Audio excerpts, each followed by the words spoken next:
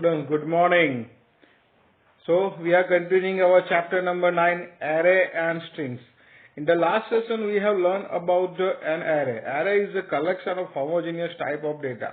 Variables हम लेने वाले हैं, वेरिएबल बहुत सारे वेरिएबल यूज करने की जगह पे एक ही वेरिएबल लेंगे और उसको लूप में इस तरह से घुमाएंगे तो एरे की डिजाइन होगा। उसके अंदर हम जो काम करना चाहते हैं वो एक थोड़े कोडिंग के अंदर ज्यादा काम कर सके, ऐसे सिस्टम्स हमने देखी, कुछ प्रोग्राम्स हमने देखे जिससे पता चल गया आपको एरे जो था, एरे स्टार्ट करने के लिए इंडेक्स जो वैल्यू है वो उसकी 0 से स्टार्ट होती है, ऐसे कुछ देखा।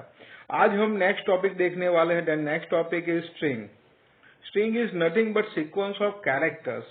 नॉर्मली आपने डेटा टाइप, हमने डेटा टाइप देखा था चैप्टर 7 के अंदर डेटा टाइप के बारे में। तो 8 प्रिमिटिव डेटा टाइप्स थे जिसके अंदर बाइट्स थे, इंटीजर्स थे, देन फ्लोट, रियल नंबर थे और उसमें कैरेक्टर था। तो कैरेक्टर जो था टेक्स्ट के लिए जो हम बात करें वो सब जितने भी डेटा टाइप थे 8 प्रिमिटिव डेटा टाइप्स के अंदर 7 डेटा टाइप जो थे बुलियन से लेके बात करें हमने तो सभी नंबर्स के लिए थे। अब कैरेक्टर अगर टेक्स्ट मुझे यूज करना है वेरिएबल के अंदर वैल्यू के तौर पे, अगर टेक्स्ट यूज करना है तो टेक्स्ट कैसे यूज कर पाऊंगा मैं, क्योंकि वहां पे तो सिर्फ एक ही था और वो था कैरेक्टर। और कैरेक्टर में क्या होगा, सिंगल कैरेक्टर ही यूज होगा। मुझे वैल्यू देनी है तो सिंगल कैरेक्टर ही उस वेरिएबल के अंदर स्टोर कर सकता था। लेकिन मुझे बहुत सारे कैरेक्टर यानी कि कोई वर्ड है या कोई सेंटेंस है वो मुझे किसी वेरिएबल के अंदर स्टोर करवाना है तो फिर कैसे कर पाऊंगा, तो उसके लिए यूज होगा स्ट्रिंग।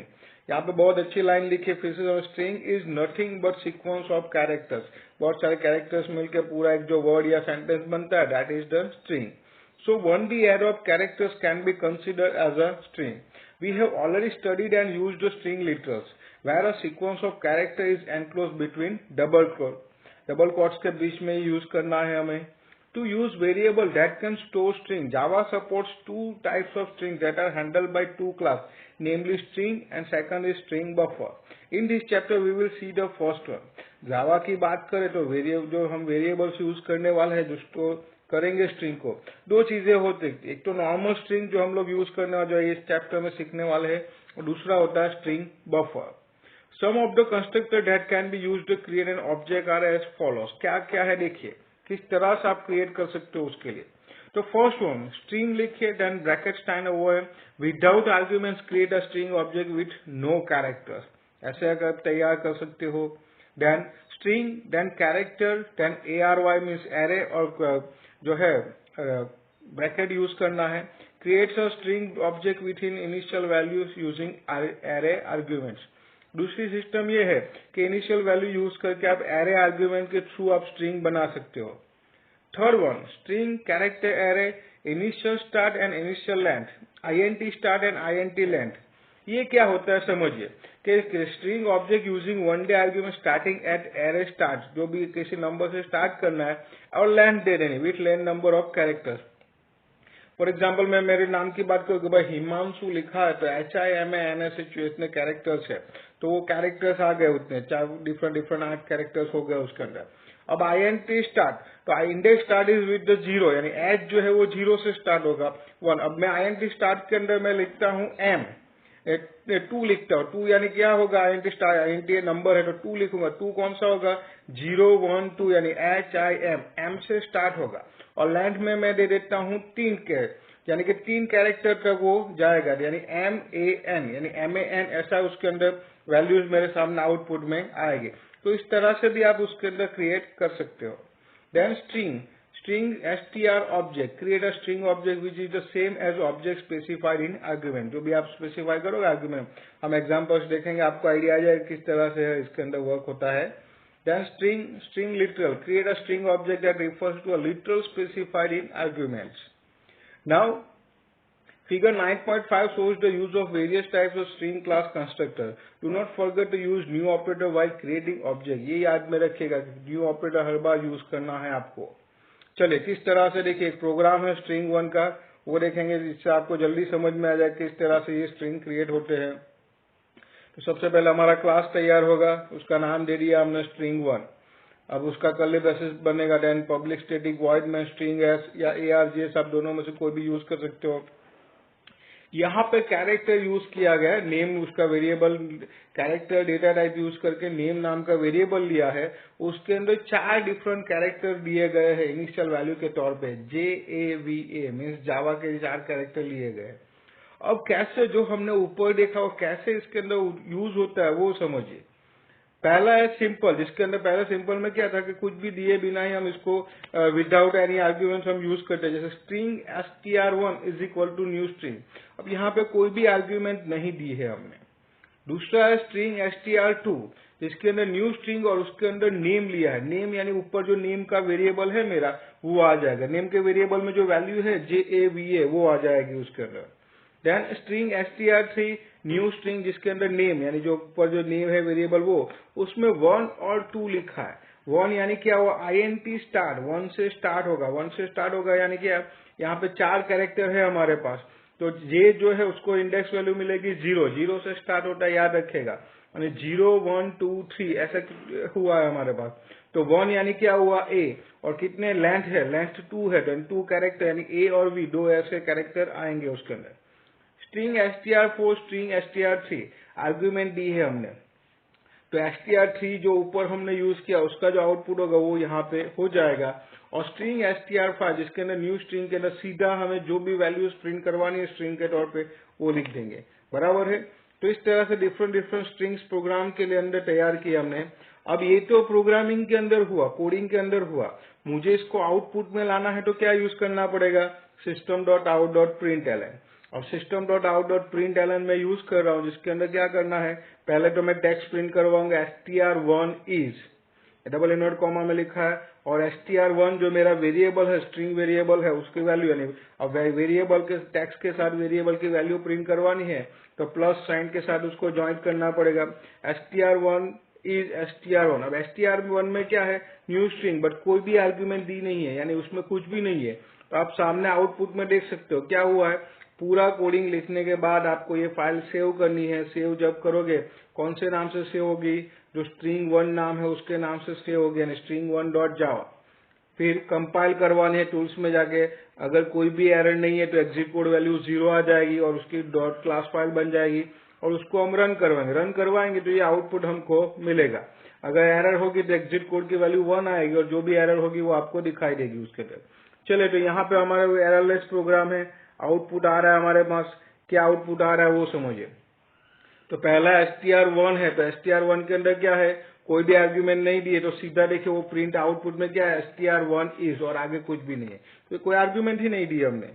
फिर str2 प्रिंट करवा रहे system.out.println यूज करके, तो str2 is प्लस str2। अब str2 में क्या है, नेम जो हमारा वेरिएबल है उसकी वैल्यू प्रिंट होगी। नेम वेरिएबल में क्या वैल्यू थी, JAVA, तो देखिए सामने आउटपुट में आप देख सकते हो JAVA प्रिंट हुआ।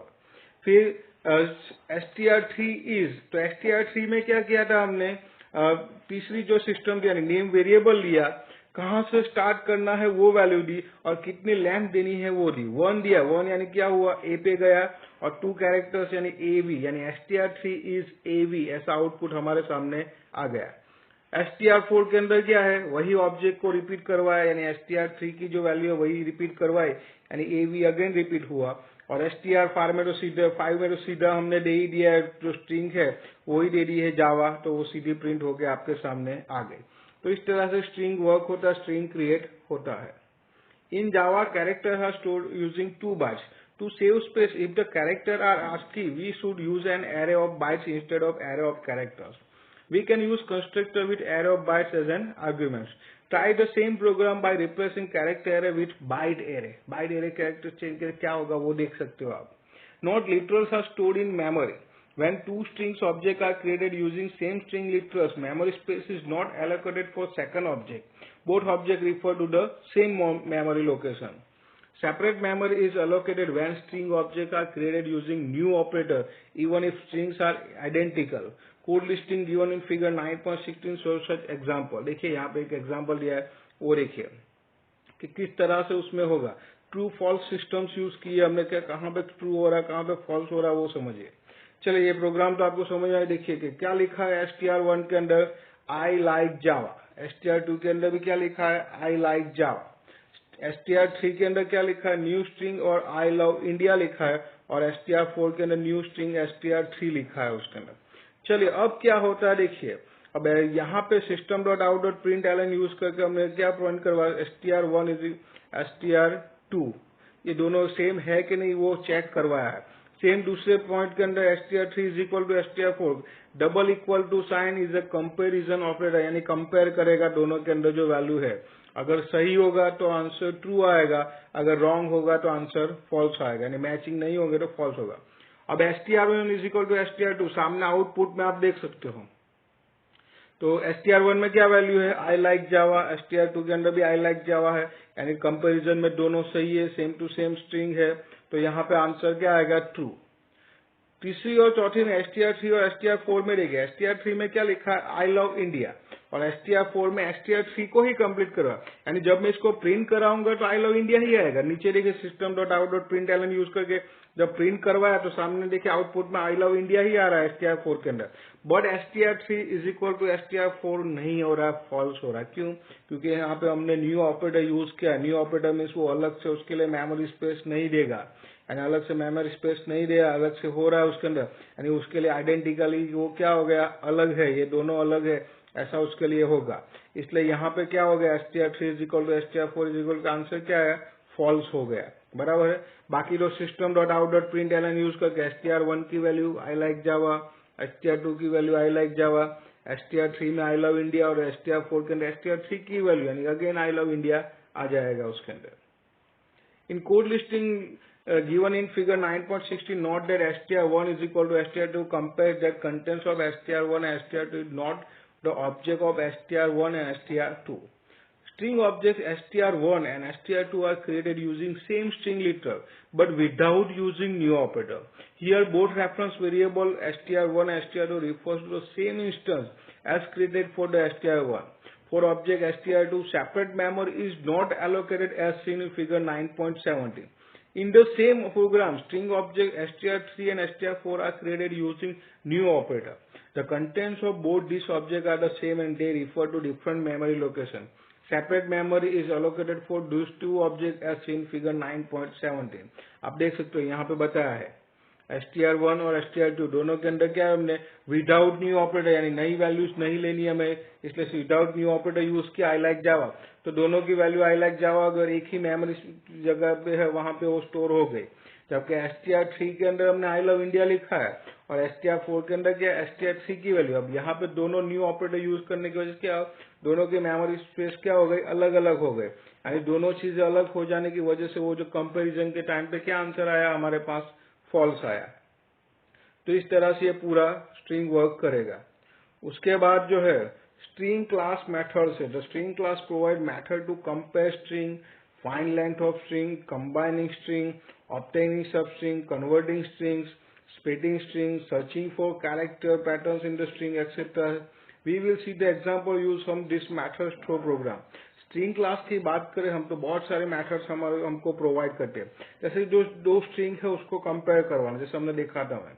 फिर स्ट्रिंग की कितनी लेंथ है यानी कितने नंबर ऑफ कैरेक्टर्स है वो आपको फाइंड। यहाँ पे एक चीज याद कीजिए रखिएगा कि जब भी लेंथ होती है चेक होती है ना स्ट्रिंग की, तो बीच में जो स्पेस होती है ना, space is also counted as a character, तो वो भी काउंट हो जाएगा। जैसे यहाँ पे आई लव इंडिया ऐसा लिखा है, तो I is a 1 character, love is a 4 character and India is a 5 character, तो 5 + 4 5 9 + 1 10, बट बीच में दो स्पेस हो रहे हैं वो भी काउंट हो जाएगी, यानी क्या हो जाएगा उसके अंदर, उसकी लेंथ कितनी हो जाएगी, 12 हो जाएगी। कंबाइनिंग स्ट्रिंग, दो स्ट्रिंग को कंबाइन करवाना है, ऑब्टेन करवाना है सब स्ट्रिंग को, उसके स्ट्रिंग को कन्वर्ट करवाना है, स्प्लिट करवाना स्ट्रिंग को, कोई स्पेशल कैरेक्टर सर्च करवाना, तो उन सब के लिए भी पैटर्न्स डिजाइन की गई है स्ट्रिंग के अंदर। स्ट्रिंग के लिए उसके डिफरेंट क्लास मेथड्स तैयार किए गए हैं, उसके बहुत सारे प्रोग्राम्स भी है, जो प्रोग्राम्स है वो हम नेक्स्ट टाइम देखेंगे। आज के दिन के लिए बस ये स्ट्रिंग की जो इतनी इन्फॉर्मेशन है फिर से मैं बता दूं। Most IMP line is the string की definition, string is nothing but sequence of characters. फिर दूसरे के स्ट्रिंग क्रिएट करने के जो डिफरेंट सिस्टम्स बताई गई आपके सामने, वो एक मेन याद रखना है कि अगर आप डायरेक्टली कुछ भी यूज करोगे तो विदाउट उसमें कोई आउटपुट नहीं आएगा। कैरेक्टर और एरे साथ में यूज कर सकते हो, कैरेक्टर एरे के साथ साथ आप कहाँ से स्टार्ट करना, कितनी लेंथ रखनी है वो डिसाइड कर सकते हो। स्ट्रिंग ऑब्जेक्ट डायरेक्टली यूज करना चाहो तो कर सकते हो, डायरेक्ट लिटरल वैल्यूज लेना चाहो तो भी दे सकते हो। तो इस तरह से स्ट्रिंग डिक्लेयर होगी, स्ट्रिंग क्रिएट होगी। उसके हमने कुछ प्रोग्राम देखे, जिसमें पहला प्रोग्राम देखा किस तरह से जो स्ट्रिंग ऑब्जेक्ट क्रिएट होती है और किस तरह से उसका आउटपुट आता है, वो हमने देखा। फिर हमने ये चीज देखी कि जो लिटरल्स है, जो मेमोरी के अंदर जो स्टोर होते हैं, जिनके जो वैल्यूज हम स्ट्रिंग के स्टोर करवाते हैं, अगर एक ही जगह पे स्टोर हो रहा है विदाउट न्यू ऑपरेटर अगर आप यूज करो, सेम लिटरल पे जा रहे हो तो ट्रू हो जाएगा, दोनों कंपैरिजन में सेम हो गए। लेकिन न्यू ऑपरेटर यूज करके तो दोनों के लिए मेमोरी स्पेस अलग हो जाने की वजह से दोनों कंपैरिजन के अंदर क्या हो जाएंगे, फॉल्स हो जाएंगे। और उसका भी एग्जांपल हमने देखा किस तरह से वर्क करता है। तो आज के दिन के लिए बस यहीं तक। I am Himanshu Chauhan, thank you for watching me, have a nice day, always be safe and happy, Hari Om.